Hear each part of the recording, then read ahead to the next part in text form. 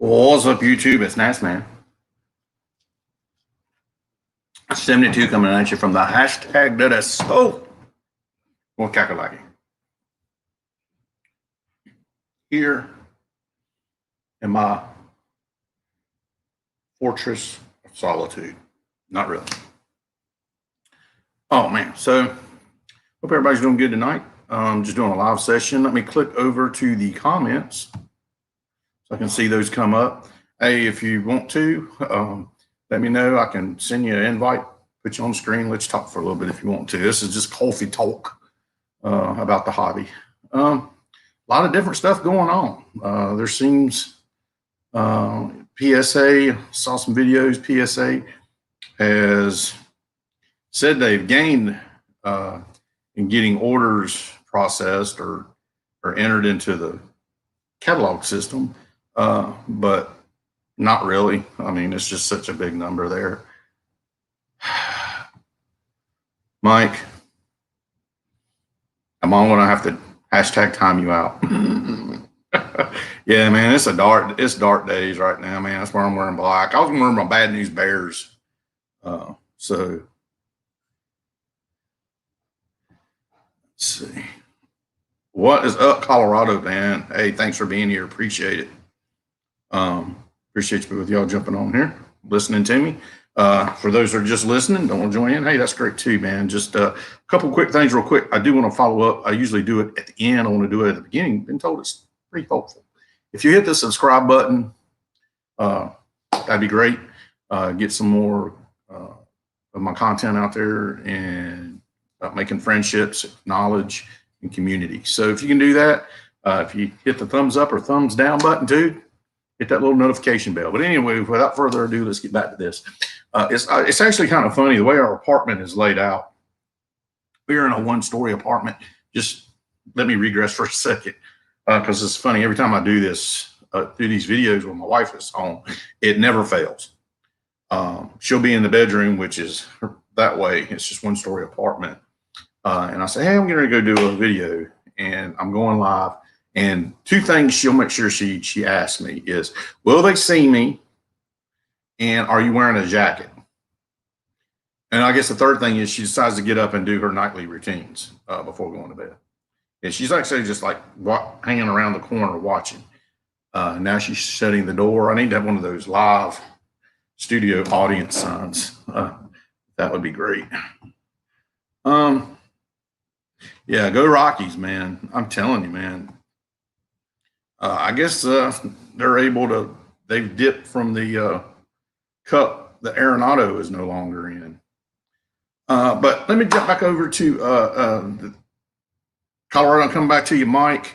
Go Cubs. I was going to wear my Bad News Bears jacket, as my wife calls the jerseys.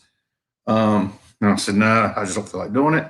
I said, let me go ahead and still represent my Nats. And I did, and I've lost some weight, and I got a haircut. And this hat is now too big. But I guess when the hair grows in on the side. Well, it looks pretty good right there. But anyway, hope everybody's doing good. I was watching, God, I cannot think of his name.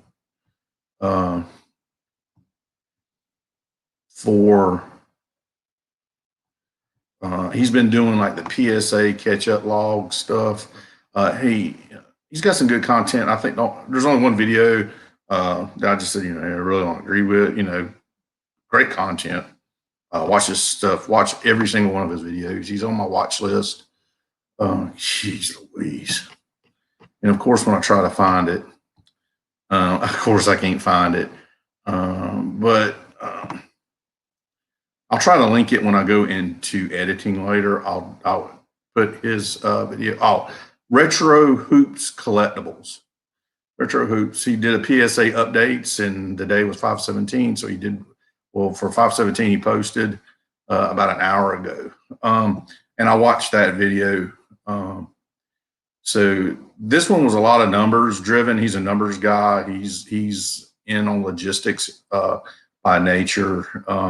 So he kind of explains, if you're not familiar, it's just enough to be dangerous about what he's talking about. He breaks it down and lets you know what's going on. He's got some insightful stuff on there. So I recommend his video. PSA by the numbers are saying that they're making headway. I just don't see them doing it. So it's going to be interesting. You know, with PSA, they are such a juggernaut. It's almost like during the big recession of 2014ish, leading up the housing industry, the bank collapsed. They're almost like the bank. They're too big to fail. They're not going to allow them to fail. They may not be tip top. They'll always be number in the top 2, 3. I don't ever see them going unless something major happens. But they're just too big to fail. The hobby's not going to let them fail, and then folks, the community, is not going to let them fail. Neither are their corporate backers. So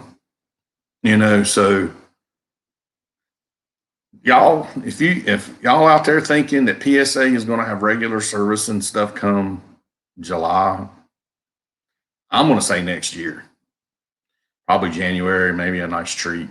They'll do it. I sub PSA. I just did a resub to SGC. I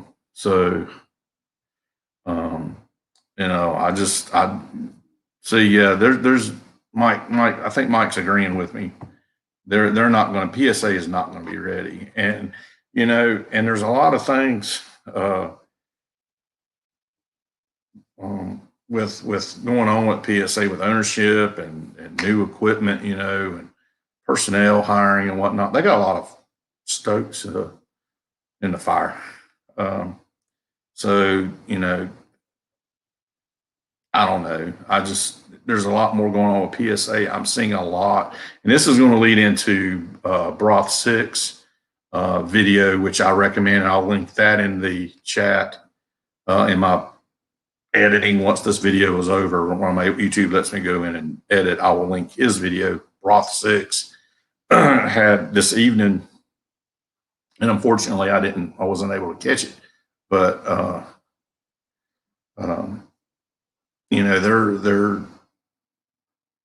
I'm seeing more and more videos of returns from PSA coming back, and I'm even talking, 300-400 card submissions to include non-sports cards, to include Pokemon gaming cards, all of the above, and PSA 10s are not being issued.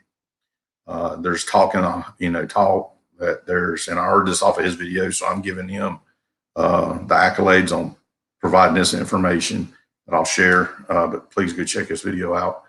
Don't want to feel like stealing content, but it's very good discussion points. Is that these new hires, word is they don't want their product getting kicked back to them from quality assurance and being reevaluated and putting them yet behind. That's telling me, if that's a true statement, that's telling me they're on production. They are on production. I don't think it would surprise any of us that they're on production. And Mike,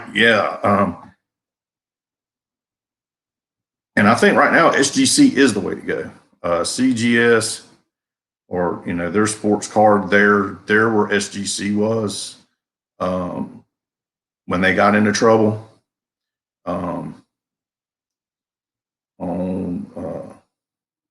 With that, I'm not a fan of the SGA. I think it's a gimmick. I've got some concerns with it. There's been already a bunch of issues, and it looks like it's starting to die down. It looks like the hype's dying down. You get the card, not slab. In that case, you're getting the slab and not the card, to be honest. Now, are there some sharp-looking slabs that come up? Absolutely. It's not. I don't care for them. I don't care for the CGC, but they got a price point right now. If they're able to keep it and do turnaround, I think they're like 133, 166 days on their turnaround on bulk, $8 a card. But I think PSA's done two things, well, more than two things as far as the hobby is concerned. They're wanting to take that market share from BGS on the tier 1 cards. I think the biggest tool in the tool bag that PSA, longtime PSA guys have had, hobbyists have had, was the registry. I think the registry's dead. I mean, it's dead. You cannot justify a $2 card, $5 card to go to PSA to do your registry with the price point. So I think that's dead. I don't, they're not wanting that. What do we do with that market share? Got an idea about it? Curious. But I think that's where SGC can step up. BGS, Colorado. Let me see what you're saying about BGS, brother. And I apologize, my vision is going.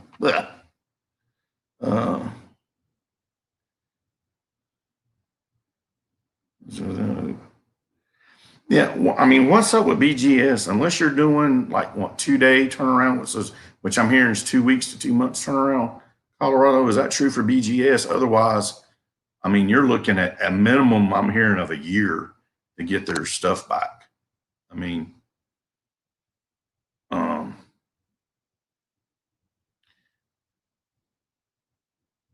as far as, and SGC,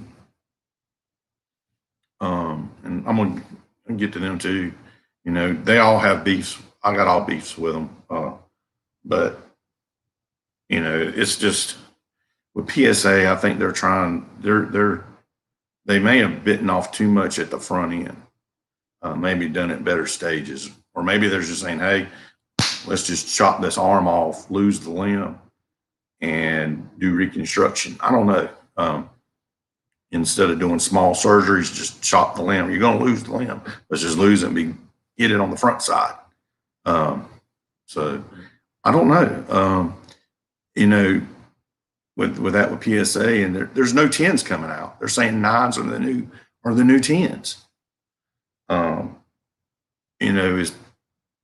Is PSA still doing market manipulation? Yeah, I think they are. I don't think it's intentional. I think it's unintentional.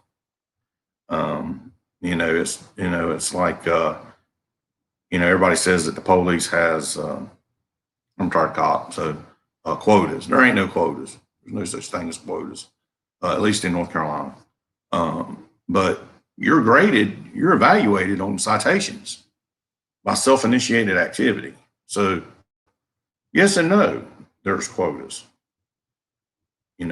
So I'm sure that PSA is telling their folks, look at certain cards a certain way, or it's unwritten rules. I don't know. Let's see. Yeah, and I agree. I was watching Northeast Ohio and Step Back Sports on their channel last night, and they had mentioned it, and I agree wholeheartedly. The days of taking a raw card, submitting it for $20 and flipping it for 10 factor are gone. Those days are gone. They're not coming back. So it's going to be interesting what the flippers do. They're going to be in long term. What's this going to do for local card shops, all that kind of stuff. It's going to be interesting. But the days of taking a $2 card or a fresh pack pulled, in your mind, PSA 9, PSA 10, getting it, submitting it, and getting it back within 4 months, and flipping it for 10 factor are gone. Those days of economics within the hobby, in my opinion, are dead. They died. They've died within the last month. And it was a slow, agonizing death. And maybe that was good for the hobby. It's, so I'm not and so, I mean, what are the thoughts out there? Anything about, you think PSA is manipulating 10s? Do you think they're trying to be stricter to make their 10s more valuable, to get them? I don't understand how they think they're going to get more bite out of it they're going to price themselves out so much. There's only tier 1 cards that are going to be submitted. Guys like me and probably you are going to be pushed out, and your only alternative is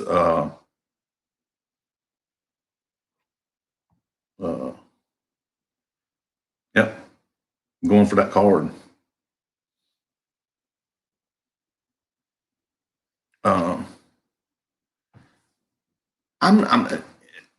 This is a good example. PC, and I know there's been some elevation in raw card sales. You know, the whole purpose between the getting card slab is my understanding, being educated to it. I was out of the hobby. It drives me nuts.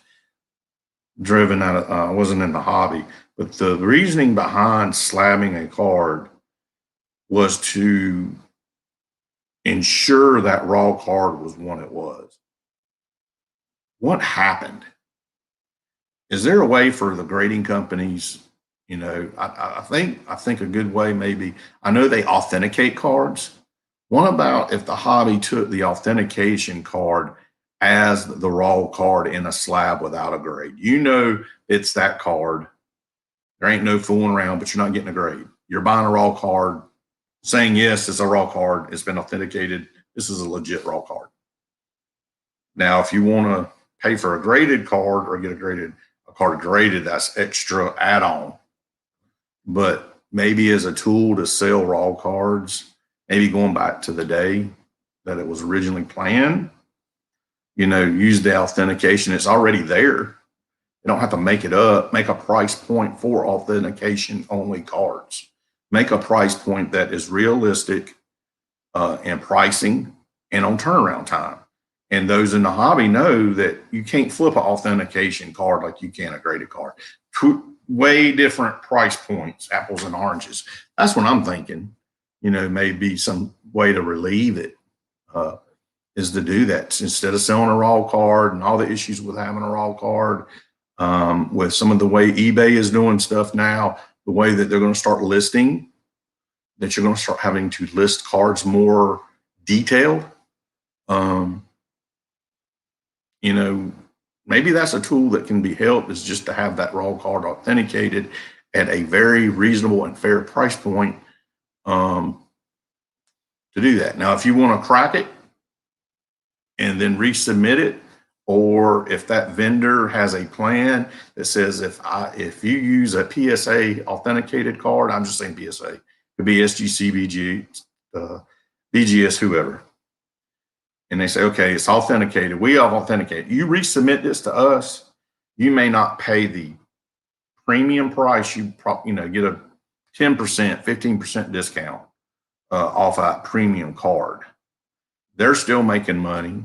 They're getting somebody's getting a graded card, graded if they want it. And if somebody just wants an authenticated, I know it's a legit raw card. It's a 1982 Ricky Henderson that ain't been jacked with. Hey, well, I mean, any thoughts on that out there? Got to get a little sippage here.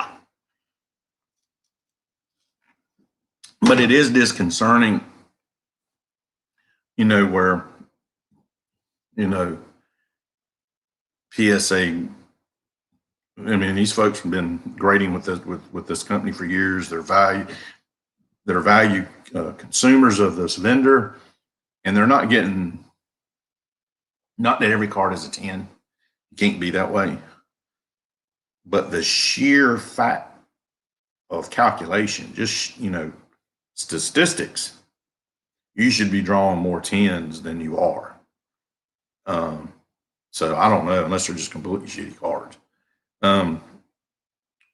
Which leads me in, not shitty cards to SGC, but leading over to, because I'm not really seeing anybody kind of feedback on that about the raw card situation. PSA not giving enough 10s, 9s are the new 10s. Also looking, SGC pissed me off.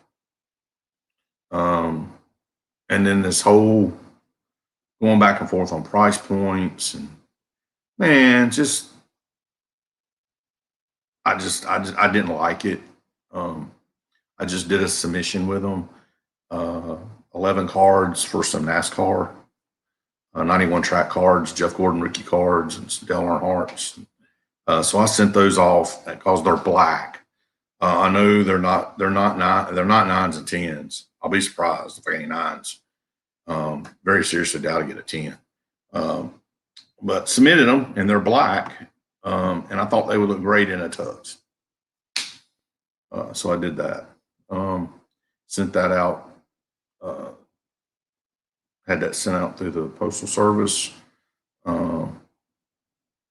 Felt like messing with it, so I was messing with it. Um, and they're saying folks are still saying they're getting stuff back the same week. I mean, damn, that's crazy. Hey, Big Scott. Uh,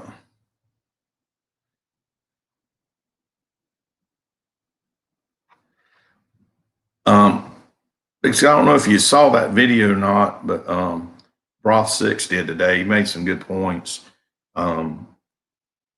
In that the one of the points was, I don't know if you heard it or not, but um,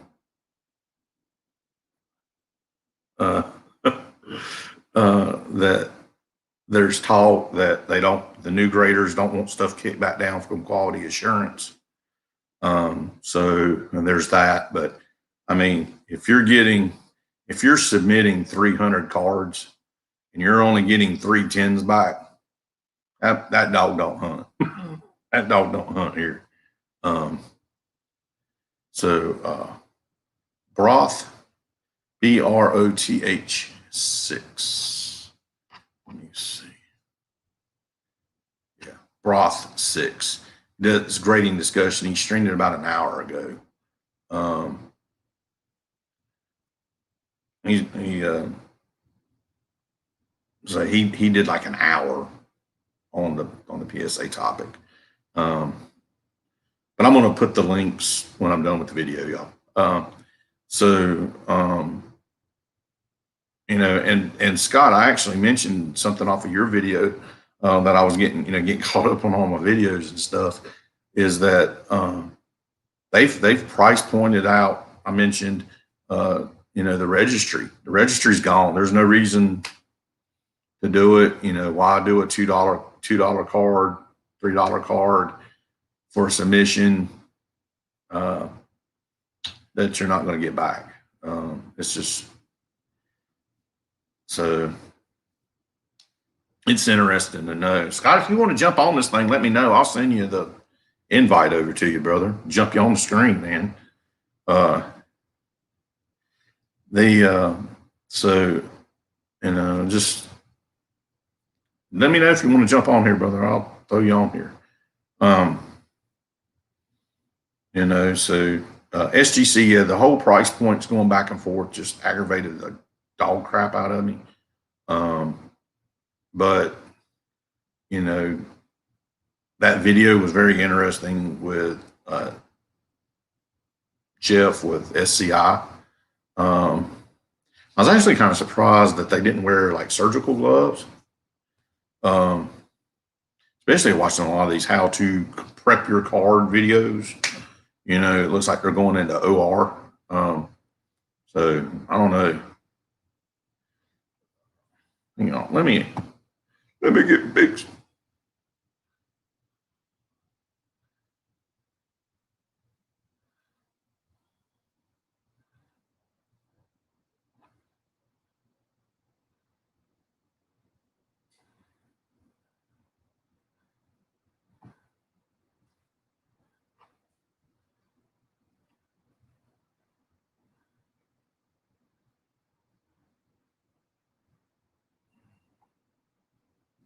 Oh, I'm trying to get this stuff. Let's see here.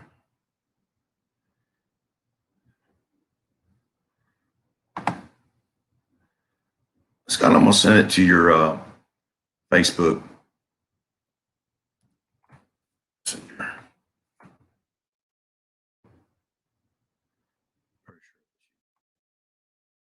Pretty sure.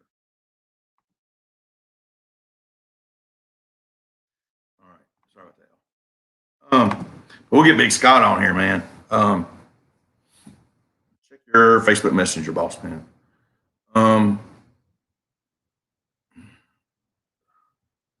And with SGC, they did that. Hey, what's up, Rob, Northeast Ohio Sports? Yeah, man. 2 in 1 week. Can you believe it? Dude, it's South Productions. I cannot claim the origination of that. Cards, Guns, and Collectibles gave me that nickname. But yeah, I'm just, SGC, they with that whole price point thing, it was really surprising, just seeing how estimated it was. Let's see. Look at here. Big Scott, I got you on, brother. What's happening? What's up? Hey, if y'all haven't checked Big Scott 135, check him out. His videos, man, he's got some great content, and gives a different aspect from his area of the country on how he gets product and how he does his PC. And don't fool you with that Mets hat on. He's a true Nats man as well. So, and man, I was going to wear my Bad News Bears jersey tonight. Yeah. Oh yeah. I got that coming. Damn. Mike here, he's saying I know on your last video, I think the one I watched was discussing some of the price point stuff with SGC, and they'd get, looks here, Mike saying it dropped the price to, is that $5? My vision's going out. I don't know if you can see it. But yeah, well, one point is, hey, those days, like I said a little bit ago, the days of taking the economics, and Rob said this, I gave him credit earlier when I mentioned it off his video last night, was the economics of flipping cards, even small time, is gone. It's dead. You can't take a small card and flip it for 10 factor. It's not going to happen anymore. For guys like us, I think. It depends on what you're defining. I think PSA is going after those tier 1 cards that BGS, are getting for several thousands of dollars that are even 8s and 7s. Yeah. If you watch that Sasha guy, I'm going, a BGS 7's getting 20 grand. What in the world? I'm a baseball guy, but yeah, I think a lot of that is people not knowing or not having an understanding what they're looking at still to this day. And I said in my last video, we gave everybody an out for the last year or so. We got a lot of new people in the hobby. Well, there's plenty of free knowledge where everybody's learning, and those 7 and 8 should not be selling like that. Broth 6, even on his video, I think cards, buddy of mine, he asked him on the live chat was, what do you consider a failure for ultra modern? Mm-hmm. And he's like an 8. Well, I think a 9. Yeah. Which is crazy for ultra modern. But what about the 8.5? It is so limited given by PSA that it's that weird factor. Yeah. You think that could? Depending on the card, I guess. I think the pop report means something in ultra modern if it's a 9 or above. If it's below a 9, you're like an equivalent for raw, and it used to be 9 was equivalent to a raw. So, but that's kind of gone now. And like I was saying before, what I was meaning with the, I think SGC has pushed PSA in giving less 10s because people were sending their cards to SGC to get that 9.5. So it would sell better because if they didn't think they could get a 10. So it's made it even harder because now PSA with SGC having 2 different 10s also has pushed that. Because PSA wants their 10 to be like the gold label 10 in SGC. That's my belief. And they're not going to go to a 9.5 because that's them following SGC. They want everybody to follow them. They don't want to follow somebody else. So, you know, and it's my understanding is that, and I think you were out of the hobby as well about the same time I was, when the whole slabbing stuff started back up, really gaining traction, I guess more so, is that it was to guarantee that raw card, right? Am I right? Well, for me, why are we not using? I pitched it out there. Why are we as hobbyists selling that want to sell raw cards not using that authentication instead of the grade point? If there was a price difference, a lower price difference with the expectation of getting that card back, right? This is an 82 Ricky Henderson, right? Ain't grading it, but we're saying this is a legit card. Well, you know, I think more time goes into authentication of the card. Excuse me. Yeah. I can't speak right now. Is grading, especially when you get those 80s cards that can be faked so easily. So I think just as much time. PSA right now, their problem is just what's sitting in their back rooms. It's, people think in 3 months. I think you hit the nail the other day. All they're doing is trying to get stuff that came in that post office before the price increase. Yep. They're not even worrying about trying to get the cards at the door, really. You're going to see the same amount hitting the street over the same period, I think. But that's just my thought on that. Yeah, and I liked your point. I really did like your point, and I brought it up earlier, was about the one tool in the tool bag. I always heard from PSA guys that are so hobbyists, that are so loyal to them, and for good reason, was, and I think you even mentioned it, is why you did PSA, was the registry. Yeah, I think the registry. You said that, I'm like, dude, that's a touchdown. He just converted 2 points. The registry, in my opinion, is dead. Yeah, I mean, you know, I get, you know, I don't agree with baseball collector Mike on everything, but he and PSA Bart, watching those two guys I was not into grading. Even when I came back in real hard in 2010, grading to me was a joke. And I always say it's a joke, and now I'm part of the joke. I'm on the inside. Yeah. It's an inside joke. And now it's part of the hobby. It's a big part, especially, you know, the 82. You got the 1980 Henderson. You want to have a starting point of what that card is, and grading is a great way to do that now. It's, you know, the old school Beckett where it's a mint or non-mint. Basically, it's a mint when you're trading it between friends. It's a non-mint when you go to give it to your card shop. That's basically what those two prices were. I mean, I got some card shop talk we can talk about too. I want to put this up here. This is from Colorado Sports Dude. Yeah. He said he'd love to be on YouTube someday, maybe down the road, laugh out loud. But he did ask MVP baseball player of the year. My main choice is out for the American League. Out? He's out. Yeah, I thought it was Lou Bob. I think Lou Bob stood a real good chance. Lewis Robert, I think he stood a real good chance of getting it. I think it's whoever's going to bat 275, because I think that's the magic mark. Yeah. I think it's going to be Shohei, as long as he can. Yep. If he gets even, I don't know how many more starts he's going to probably need, but in American League, what we're seeing with him is, you know, as a Mets fan, I could be biased, but DeGrom, what he was doing before he got hurt was amazing as well. And I'm hoping he comes back strong. So the National League, you could have a pitcher in theory in both leagues win the MVP this year. Well, it shouldn't be anybody from the National League East. They're all drunk. Every damn last team. What was it last week? All of them were under 500 and still were with a game and a half. Games. Yeah. I mean, somebody's drinking liquor. Yeah.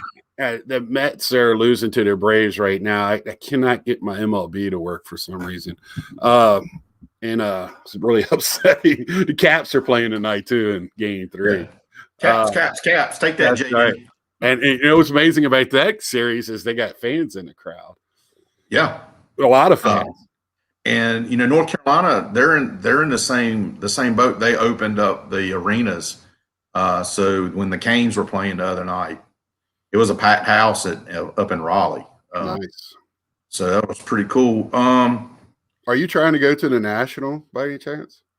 No. I honestly don't think they're going to have it. Still, it sounds pretty optimistic now. That Illinois is going to be open. Yeah, it's just if they don't have it, it'll be in October. But yeah, I think they'll still have it. I don't think it may be when they're wanting to have it. It may be put back because it's so hard to tell. I mean, you know, I say generally you're in that area, but I know you're really not. But we all know that area of the country. There's cold snaps, and you don't know what's going to happen on this. Well, I'm 6 hours from Chicago. I'm 6 hours west of Chicago. Give about 5.5 driving at my speed. But, yeah, I'm real close to Minnesota. But I live in Iowa. Des Moines they're going to have a 500 table show the week before, and we've been open for months now. Wow. We've had car shows since last June. I haven't been able to go to one yet, so even some of the local stuff around here. Colorado does have another question. What's your thoughts on the BGS 10 compared to the SGC 10 to the PSA 10? I mean, you just kind of touched on that a little bit with the cost. I mean, your BGS 10 is going to go more than the PSA 10, especially if it's basketball or football. Yeah. Baseball is its own creature. Right. And that's going to be depending on who it is. I mean, but I'm just apples to apples. In the trading in the card world, I believe that, and it depends. You got 2 different colored tins. So is it a black tin in BGS or is it a regular tin? And I mean, and that's what makes it bigger. But when it comes to straight up grading, I tell you what, man, I've been doing a lot of SGC here in the last year or so, and thanks to you guys getting connected through Bobbles with you and watching Step Back and Guns. I do watch him some, and Mike O, man, he is all over it. And then when I talked to Mike, I texted him earlier because Topps.com is messing up tonight. It's driving me crazy. So last night you can get a big hurt card. I want to get it, but SGC, I think their grading is the most consistent out of any of them, and it's just a shame that so many people are so stuck on the pricing. To me, it's if you want the price to be, I kind of agree with Bobbles when it comes to if you want to sell your SGC 10 at the price of a PSA 10, you just got to be patient. There's going to be a buyer. If not, where are you willing to go down? Don't go down 30% or whatever. And that's the biggest problem. Yeah. And I think I talked about it on this video today is the SGC right now. You're smart if you're doing modern cards through SGC right now. Ultra modern 2021. You don't tell me you're getting undercut because it's the only cards out there, unless you're going against HGA. I don't care for SGA. I don't understand why people do it. I don't. And that is literally buying the slab and not a card. Yeah. Tell me how pretty the topper is when the guy who knows who's grading it. They have not told you where their graders came from. They try to tell you it was bots, and we know it's not bots now. So they are located in a strip mall next to a card shop retail chain. And so that's the guy. It's got to be those guys. It's a former Parrot grooming. Well, have you seen any of the interviews with the guy that owns it? I've tried, and I watched the one with the first one with Ty with whatever bench clear, whatever they're called. literally started in during COVID, couldn't go to casino. He just wanted to gamble, so he bought cases of cards. This guy's rich. Like, he was spending thousands, $5,000 to $10,000 a month on cases, sending in his own bulk order PSA, and got tired of waiting on them. So he decided to start his own business. That's how this all started. What is the guy's name? I enjoyed his videos. The dude is a great salesman. He understands marketing. That's where he's getting it. The guy he's in on, I think he's in on that Gem Mint grading. He used to push GMA slabs and was up front, said, "Hey, this is what it is. It's GMA. I'm not comparing this to a PSA, but you can make money by selling GMA just in volume." There's actually a guy that is kind of the equivalent of Bobbles in the GMA world right now. But he does basketball, so he's probably more like, step back. But he, I mean, his videos are very good, and then, but of course, when GMA went up with his pricing, it kind of shot off what his theories were. Yeah, and that's where everybody. That's what I'm saying. That the economics of the hobby has changed. I went in I've got one card store here where I live, and went in there and was just like, they had some hobby boxes up on a shelf, but the showcase, there's no sports cards, there's nothing. And it's like, are y'all buying? No. Are y'all selling? What are you doing? Wow. And he's like, we're making more money in the gaming aspect than we are in sports card sales. Right. He says the sales that they make are online. He said, I don't need to have anything in the shop. I can't get nothing anyway. That's because of the breakers. And he says, and he's got retail, like he buys retail from people. Can you get that now? I think the 10, the 20, the new season 10s, 10 case containers sealed was 30 something bucks. Yeah. When it comes to retail, I'm real stingy on how much I'm going to pay over the SRP. I'm real stingy when it comes to a hobby because, that's your entertainment dollar. And I mean, that's what hobby is. It's, that's when I get frustrated with the economics part of it. When people say, oh, I'm in a hobby. And then they talk about, here's the 5 cards I'm selling. Well, that's your secondary business at that point. But, you can have fun with that too. I'm not saying you can't. It's room for everybody. And I'm not taking anything away from them or anybody that sells. I sell now. I have a stack over here that I'm going to send to JT in the morning. I've been consolidating with him and, and I sell it. I've been doing pretty well with, I sell a few $100s worth on sport lots a month. So enough to flip. Is that something he offers to people or is that just? Yeah. And he's really good deal. JT is he's a young guy but man, he is very conscientious. He's really, for being in this business right now, as cutthroat as it is, and he looks out for everybody, the buyer, the seller, the guy he's doing it for. He keeps everybody in the loop. He has spreadsheets for everything. I can go on right now. I have my spreadsheets and see where my cards are at that I have with him at PSA. If he knows where they're at, then I know where they're at. He's really good at telling you what stage they're in and when they're coming back. And I've got some stuff sitting with PSA and I'm just like, man, I'm not even holding my breath, but maybe on 2 cards because they were, I did the auto verification on them. Right. One was a Victor Robles Bowman First Chrome on card, in person auto, and then the other was a Richard Petty autograph. Really? And on a, I'm from Virginia, so I'm in the racing world too. Well, I've got the 11 cards. I don't know if you saw those 11 cards. Yeah. Hey man, and I got a box. I got a box of tracks if you want to I grew up in Denny Hamlin country, you know. Yep. I was a Hey, Rusty fan growing up. okay, you just said Rusty. This is freaking hilarious. I was watching reruns of Tour of Duty. Mhm. If you remember that show, it was Yeah.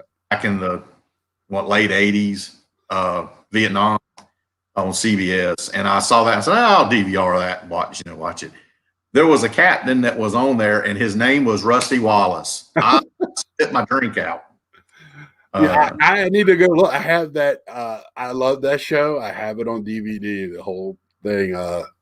That is. It's funny because I remember when it came out. They moved it to Fridays. I was so upset when it. I Yeah, wouldn't because go out on Fridays. Magnum PI stayed on Thursday night. Yeah, I was like, oh no. And then Magnum PI went off. Then he retired, and it was like, okay, put him back. But anyway, yeah, I'm down here in racing country. This is Oh, you're in the heart. Yeah. so it's big time racing, and it's we call the 2 weeks in May. We used to call it the 2 weeks of hell because you didn't get any time off. You either were working the road or you were working the racetrack. Oh yeah. So some great memories from there. I was there the night that they were filming Talladega Nights, Mm-hmm. and Will Ferrell stayed in character the entire time that night. It was a pole night, and he stole Kurt Busch's, I believe it was Kurt Busch's or Ryan Newman's golf cart, and was in his racing gear, and security was chasing him. And we were like, "No, I ain't in this. I'm not in." Yeah. So it was hilarious. My buddy, my best friend, who's now passed away, but he worked for a Chevrolet dealership, and they put on the Richmond race, and he always drove one of the cars around the track where they sat in the back, and he got to drive Junior around. He said that was the most exhilarating. Whatever. However, he said, I know they won't cheer for me, but he goes, just going around the track, just seeing how everybody. Dale, you talking about Dale Jr., right? Yeah, and he talked to my buddy. He was waving to the crowd, but talking to my buddy and having like, so yeah, what do you do? Oh, you play video games? What type of games are you playing? the nicest, and I would see him down here because the racetrack was in my patrol zone. Oh, awesome! The race shops, Roush Racing, and all those guys, Yates Racing, all those guys. But we were a bunch of us from work were up on Lake Norman, and Dale Jr. was in the restaurant, and we were in the bathroom, and I said, "Hey, Lil E, give a hell yeah to K-Town." He's like, he says, "Man, come on." I said, "Man, you ain't from Mooresville, you from Kannapolis." I laughed and went out and bought us all around the beers where they realized who we were, and was just super nice guy. Yeah. But then all those guys seemed to, a lot of them that I was around, but maybe two or three, were as nice as they could be to the fans and everybody. But that's interesting. You're into racing. I mean, do you? Well, I used to be. I when they changed the rules to that 10 playoff thing, and you're going to compete head to head with the NFL, that was the beginning of the. If you look at their timeline, that's when they started dropping off, and I was just like, who came up with that idea? I mean, a lot of empty seats. Yes, I mean Richmond just added another tier. And then right after that, they couldn't sell it, and that race was always sold out. So, do you collect any race cards? I used like to, NASCAR. I have a bunch of rusty cars, the big ones. I was a Waltrip fan when I was a little bitty kid, so I got some of Waltrip stuff, and I have a probably about a 3,500 card box full of NASCAR. And I have Rusty Wallace autograph stuff, and behind me on the wall is some Rusty Wallace figures. These right here, because my mom loves racing. She's a big racing fan, and if I like it, she likes it, I'm she's gonna buy it for me. So I have several Rusty Wallace pictures and that. So And my I thought grandmother loved car racing. I think those cards will look good in the black SGC. But I don't know what that side of the hobby is. I got 2 Jeff Gordon rookie cards, Mm-hmm. and then the other 9 were Dale Earnhardt cards.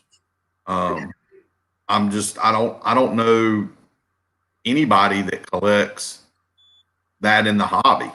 Do you watch Saturday morning? There's a talk show, Hobby Hotline, and this guy Val, that's all he collects is NASCAR, and he's on there every once in a while hosting it. And I mean, it's a live show. You can talk to him. You can actually go on the show just like you did with me.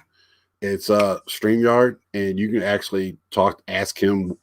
That guy's got he's one of those savants where you can ask him. He came in 3rd place in a race in 1978. He'll tell you. Wow. I mean, he just Tim and another guy named Logan that comes on there quite a bit.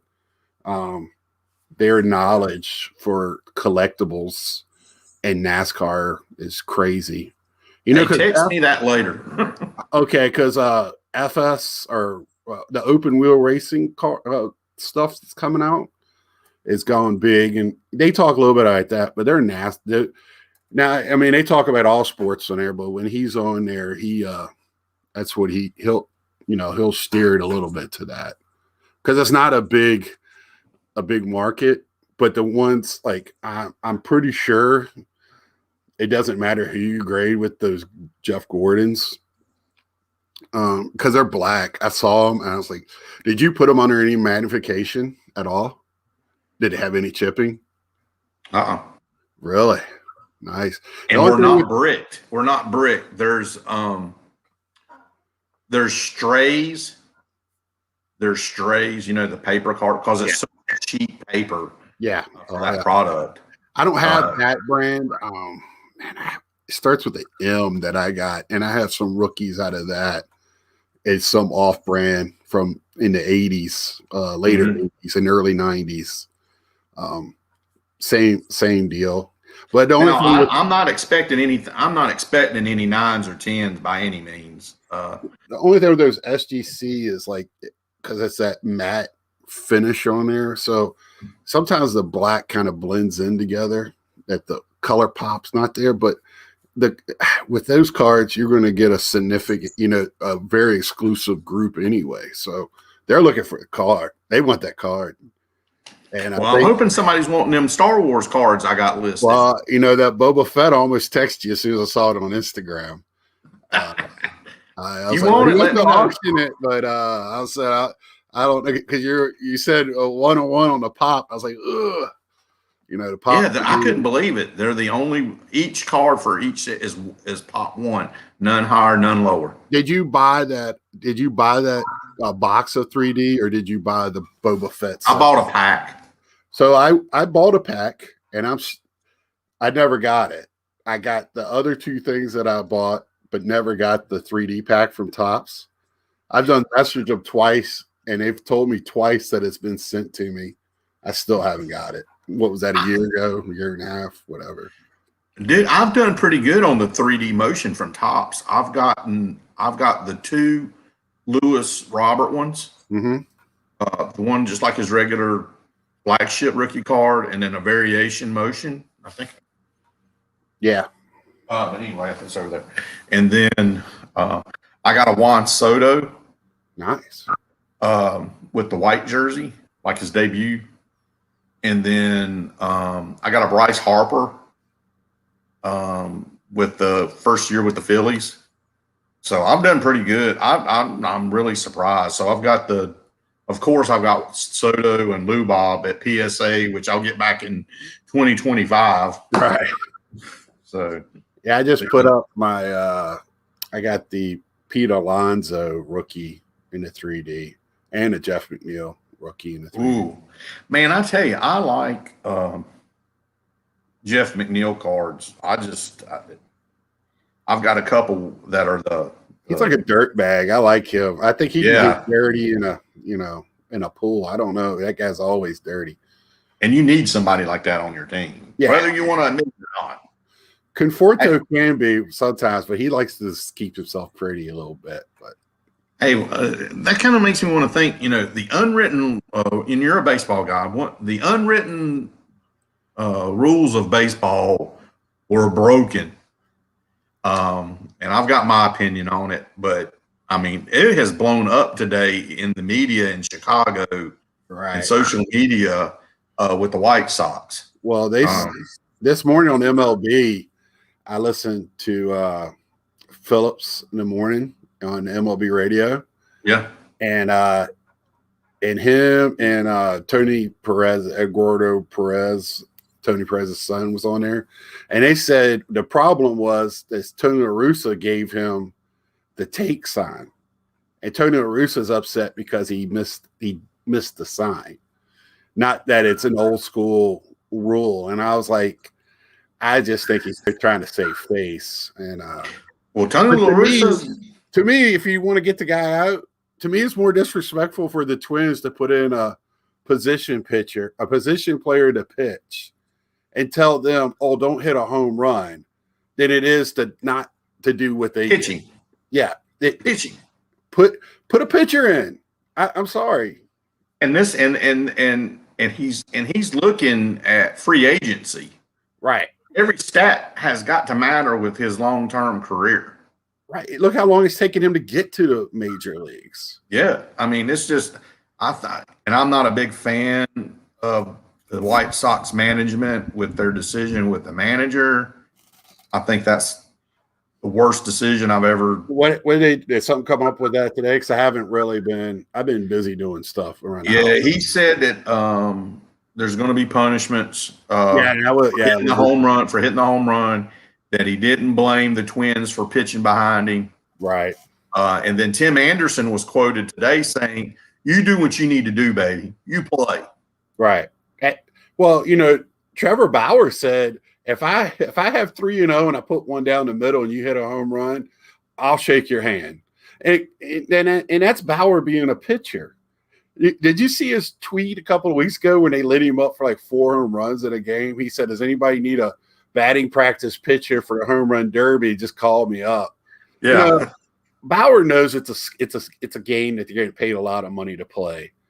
And at some point they're going to say you're done. So enjoy it. Right. And that's it. But see, these are the things that Harper used to get in trouble for when he first came up. Harper would hit one in the gap, go for 2, and if the outfielder jogged to the ball, he was going to go for 3. And the unwritten rule was, it's game 78, just take the double. Right. No. Harper, but now his back's bothering him. He's starting to feel, he's slowing down a little bit, but but that's the way the game's supposed to be played. You want to get him out, then get him out. His job is to hit the baseball. That's just like last year with Tatis hitting the grand slam and all that stuff. And I was like, you know what? Get him out. Get him out. You could have pitched around him if you didn't want him to hit a home run. Roll it up there. Throw strikes. That's your job. Yeah, you do your job. Let me do mine. Come on, there's 5 no-hitters this year. You gonna tell me that it's good hitting going on in the league right now? Dude, I'm so man, I don't know about the Nationals, man. They're just they're in a hole. The Nationals is our team, my family team. We get together, it's Nationals talk. My sister, everybody. So my dad, me and him, he's like Schwarber, and I was like, well, that's who Schwarber is. 225, going to hit 75, RBI and have by 25 home runs. That's who he is. And when he got him, he was a stopgap to whoever the next guy is. Yeah. I thought Andrew Stevenson should be playing. That's who I thought. That guy has not had a fair shot since he's been there. Every time they bring him up, they get somebody else. Mm-hmm. They go out and get somebody, or Juan Soto is the next phenom. Andrew Stevenson hasn't had, and this guy was a college All-American and everything else. I believe he played at LSU. I think he played in the World Series too. I just don't think he's had a fair shot. And he's played well when he's up. You can't have 3 All-Stars in the outfield. I mean, I guess you can, but it'd be and they're not gonna get rid of Soto. And as long As No, he's going to get a 10-year. management. They're not getting rid of Robles. They said that ain't happening. Him, Well, Trey Turner, and Carter Keyboom, they said would never leave, but they never didn't say they wouldn't put them down. Just right. Never get rid of them. Well, I think they still got high hopes for Keyboom. He's still young. Soto's going to get a big contract. He's going to get a long-term one. And they better pay him. Well, me and my dad was griping about Fernando Tatis, and I was like, well, think about this, Dad. 8 years from now, when you've been getting another free agent contract for a second one, they're paying him for 2020 prices. Those prices are only going to go up. So they got a bargain. The longer that contract goes, as long as you're the third person I heard say that other than me. There ain't many people thinking that. It's like they're getting today's price. Right. That's why they do it. That's it with the younger players, and they just hope he stays at that talent level. And again, it's a business. So I'm not upset with the Angels for what they did with Pujols. It's a business. I didn't realize that Suzuki went to the Angels. I saw him playing catcher for the Angels the other 2 weeks ago. Yeah, I was like, where did he go? I love Suzuki. He was like an old favorite of mine. Is he like the oldest catcher in the league right now? I believe so. And Jesus, I think he was like born in Major League, played for every team there was. He's gonna be like Ricky Henderson, have a hat for every team. Yeah, or Reggie. It's just like, oh my God. But but I'm just so depressed with the National right now, man. Yeah, my dad's, he watches them every night religiously. You call the house at 7, the game's going to be on. He just loves them. He was a Braves fan. That's why. How are you not a Braves fan living where you're at? My daddy was a Braves fan, and I'm a daddy's boy. My daddy passed away, but they shoved the Braves down your throat here, right? But I got out of baseball, and when the Expos moved to DC, a fresh start, I was like, man, I love baseball. I don't want to give it another chance, and so I just went with them. If Charlotte ever gets a pro ball team, I'll root for Charlotte. I don't think it'll ever happen. Right. Well, me and my dad talk. I keep bringing him up. I'm trying to get him on my channel with me, y'all, because I think I laugh at our conversations every week. Me and my dad. We talked about them, the two Florida teams. They need to come out of Florida. There's no sense having those teams in Florida. And Charlotte was one of the places we talked about, Nashville, because one of them needs to stay in the South. Having only one true team, I know Texas has two, but in the South, there's only one, and that's in Atlanta. Florida is not in the South. It's north, just moved south. They got Southern people down there, but you go to a Rays game for the Yankees when they play the Yankees, and there's all Yankees fans. So Boston. It's kind of when they built the AAA ball team, the Charlotte Knights, they're affiliated with the White Sox. Right. And when they built that new stadium downtown Charlotte, it was purposely built to go major league. They've got the room to expand. That's a beautiful stadium. Yeah, it's y'all, if you're ever around Charlotte, North Carolina and just want to see a beautiful ballpark, I mean, it's great. If you can catch a game, you're in downtown Charlotte anyway, but you got all the high rises in front of you. And on Friday nights, they do fireworks. I mean, it's gorgeous. I think Birmingham would be another great city for baseball, but that would be interesting. If Charlotte went major, they would definitely, I would think, got a good shot at AAA. Maybe getting the Chicago AAA team down there. Because I know that was the deal with like here. The city next to us is Kannapolis, and it's Kannapolis Cannonballers, and they're affiliated. They're single A with the White Sox, and a lot of people don't realize that's why, like leading up and before the Rona took over, was all these major league teams. The MLB went and said, you need to update your facilities. You need to do this, and this. get fans into seats.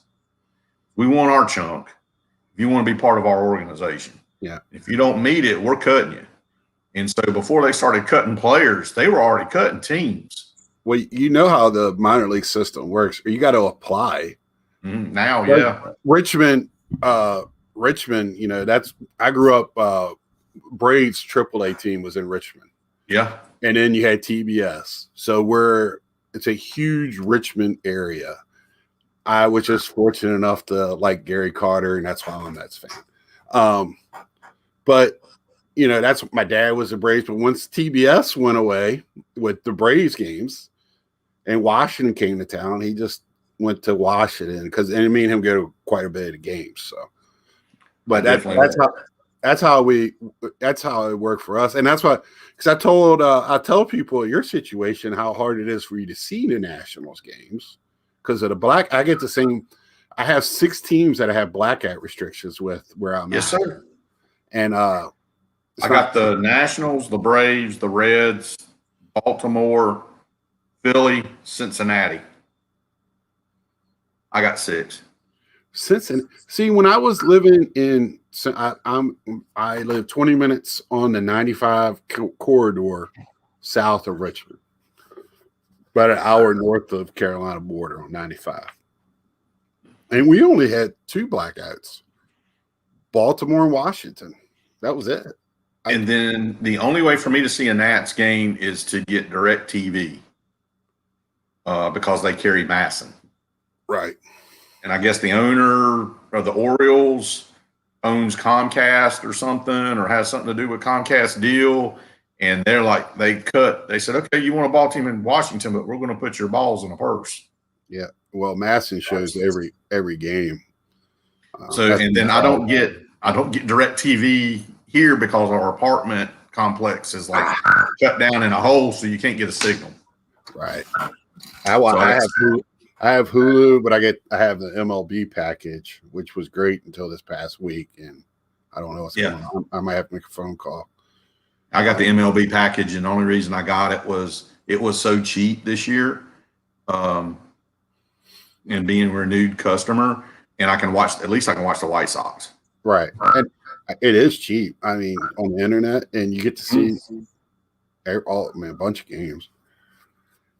But, well, man, I've enjoyed it, man. Yeah. It's about time for me to take my meds, and man, needs to go to bed. Everything good? So yeah, we're doing a lot better this week. Just to get my strength back and go to the doctor next Monday. Yeah, if I don't see like a video or somewhere where because you post on everybody's channel. I don't know who posts more, you or Ron Fig. It's close. I love me some Ron Fig. If you ever notice, me and him will like shout out, "What's up? What's up?" Yeah, he that guy. I almost voted for him for just because of his commenting for Hall of Fame. Because that dude is you want to say a supporter of the community. Holy cow, there ain't nobody a bigger supporter than him.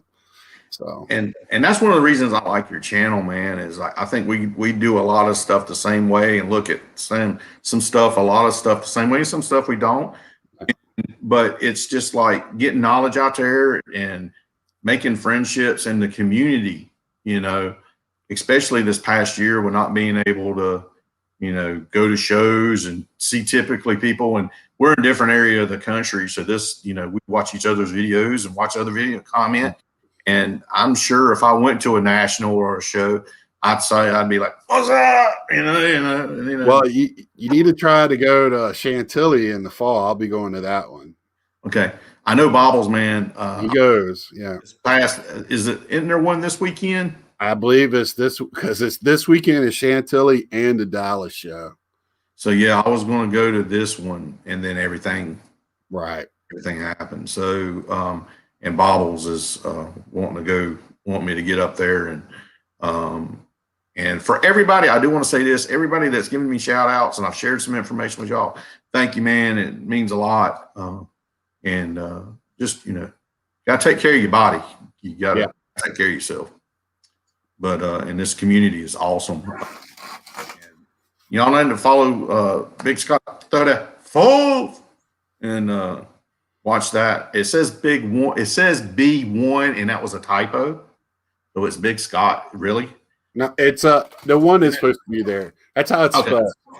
Because And the I was already taken by me because I okay. lost the password and had to redo things a long time ago. So that's a bit. It's my gamer tag is actually Okay. what it is. But y'all check his stuff out. I'm going to put some links on the video either this evening or tomorrow. But check out Broth 6.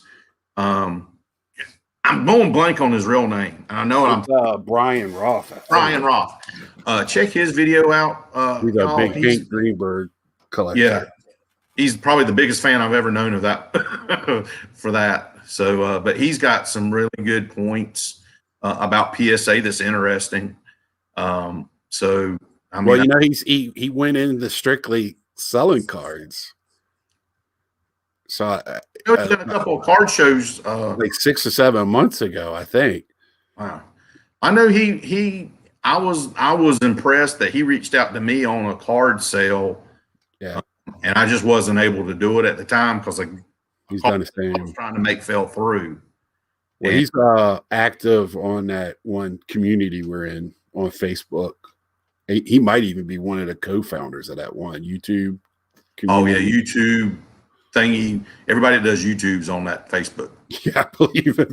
Yeah. Never made a video. You're on there, I think. But yeah, you know, just y'all, you know, if you're watching this video for the first time, this is the way the community goes. A lot of folks that I watch like this, those back pages, you know, all these different guys I watch. Everybody's laid back. You can reach out to them in social media. They'll answer you. You know, I've reached out to him, and I've reached out to several different guys and talked to him. Bart, the PSA guy, he's been my PSA Jedi master on some stuff and run the stuff by him before. That's awesome. So, I mean, I've not had anybody ever shut me down for a question and trying to figure out something. And I'm going to shoot you a picture of a card and get your thoughts on it. I know it's a short print card, but I want to see if you've ever seen it or know anything about it. I'll send it to you tomorrow. Okay. And if you don't mind taking a look at it, because I didn't want to drive. I was going to have to drive about 45 minutes away, and I don't feel like driving that far yet to get somebody to take a look at it. I picked it up in the dollar bin, and I think it may be worth more than that. So, oh, you're doing some Ed Wesker Griffin there. He's the king of that. Yes, he can pull some magic. Yeah, I want him to play that Plunko game thing from the right where you reach in and the claw game. Yeah, man, he'd win it. But man, thanks for jumping on here, Colorado Sports Dude. Thanks for being active. Some of y'all other guys that's been active, Mike, Northeast Ohio Sports Card. All y'all appreciate it. Oh, was he on here tonight? Huh? Was he on here tonight? Northeast. Yeah, I would have liked to talk to him. All right. Yeah. You're talking about Northeast Ohio? I believe so. He deals a lot of basketball, right? Yeah. But I mean, I just like the way he comes about his thoughts on the investing side of things. For me as a collector, like him and Filmington are like the two guys I watch because they come at it from a collector side almost, then it's pure investing side. Yeah, why not? If you don't care, I'll shoot your information over to him. If you want me to, and I'll shoot it over because I talk to him all the time. So yeah, it would be a great source of knowledge if I ever have a question. Yeah, and he has a lot of non-sports stuff too, like Star Wars, like what we like. Yeah, that's what I'm trying to, get into the autograph world of that. But I know we got to get off, but we can talk all night, man. Oh yeah, all night. Take care. Thank you, Scott. I hope you have a great week. Be safe. All y'all keep your head up, eyes up, head on swivel. Deuces, we're out.